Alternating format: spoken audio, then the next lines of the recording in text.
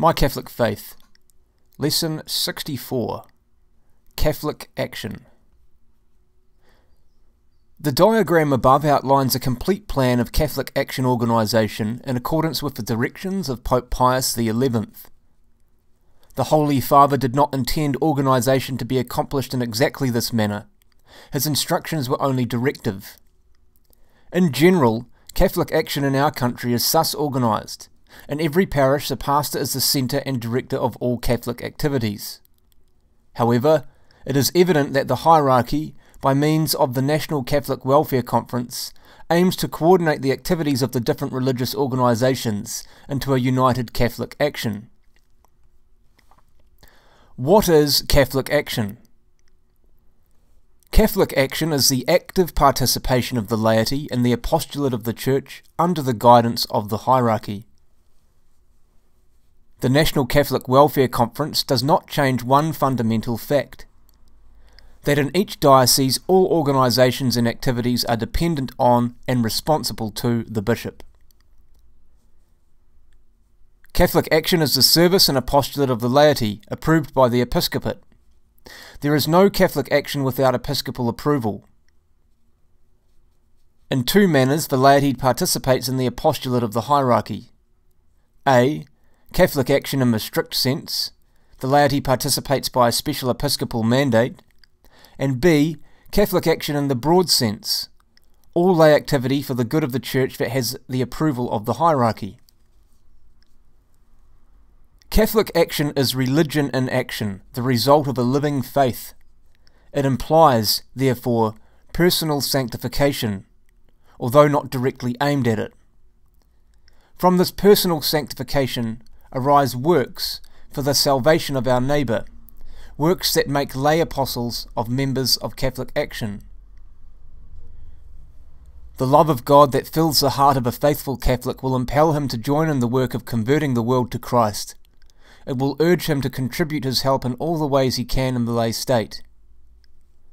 So let your light shine before men, that they may see your good works and glorify your Father who is in heaven. Catholic action therefore makes of the layman a soldier of Christ, a co-missionary of the priesthood. At present the activities are channelled through the National Council of Men, the National Council of Women, and the National Catholic Youth Council. These councils are really federations, made up of existing lay religious organisations affiliated to make one whole. In the old days, when Christianity was new in a pagan world, the laity laboured with the apostles in making Christ known and loved. Today the need for the laity's help is as urgent as at the beginning. There are not enough priests, and even if there were, many places such as mines, offices and factories would not be easy for a priest to enter in to win souls to Christ. In what ways can the laity participate actively in the apostolate of the Church? When they arouse the interest of non-Catholics in the Catholic faith, promote high standards in the press, motion pictures, radio and television, participate in the work of the confraternity of Christian doctrine, take part in the activities of Catholic societies and organisations, represent under proper direction the Church's position in speaking and writing, and go as lay missionaries to foreign lands. Catholic action is concerned with the home, because the home makes or unmakes the individual and a nation. Catholic action is exercised there when the members do all they can to keep the family united and happy, one in the service of God. Efforts should be made to make the home a joyful place to stay in, so that the members may find their home the most interesting place to go. Every home should be consecrated to the Sacred Heart of Jesus. Only good books and newspapers must be admitted into the Catholic home. Catholic action is concerned with the school, which influences the minds and hearts of the young so deeply. Many modern parents think they have done their duty when they send their children to school, and so the school must be particularly active in Catholic action to form those within its walls. Even during school days, then, the pupils should promote Catholic action in their homes and with their companions in their school activities, etc. Catholic action is concerned with the social life of the nation. It is social action, for it strives towards the greatest good of society. It achieves Christian order for society by developing integrity of morals, purity of domestic life, practice of charity. In a word, Catholic action leads to the peace and prosperity of society as a means towards the attainment of its final purpose of establishing the kingdom of Christ. How great can be the effect in social life of the good example of Catholic young men and young women living according to the principles of their religion? They can prove the truth that it is not necessary to sin in order to have fun.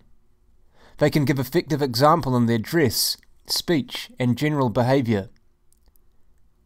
How great the evil, then, of their example when Catholic young men and young women show themselves immodest, hard-hearted, and cheap in their behaviour. In business, the proprietor must be just to all under him, pay a living wage, and be absolutely honest in his dealings with customers and others. Catholic action is concerned with the civil life. However, it is above and beyond partisan politics. It does not engage in political squabbles, except when Marxist or other totalitarian political parties directly attack the Church and its existence, as in Italy in 1948. Further, Pope Pius XII and Pope John XXIII have prescribed Catholic membership either in Communist or Socialist Party.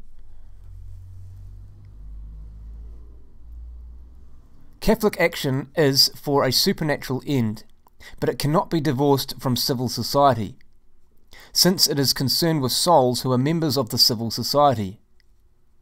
It permits what the Church permits. Each member may belong to whatever lawful political party he may choose, provided he acts according to Christian principles. The voter must vote only for honest, patriotic, and capable officials who support the moral order. There is variety in the works of Catholic action and in the means it uses to effect its ends. This variety is according to necessities of time and place.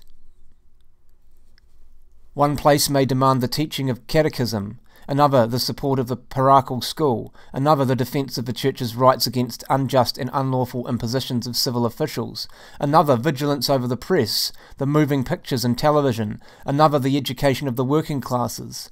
In many places, all or most of these necessities, with others, ought to be met. This is why an organisation of well-trained laity is imperative.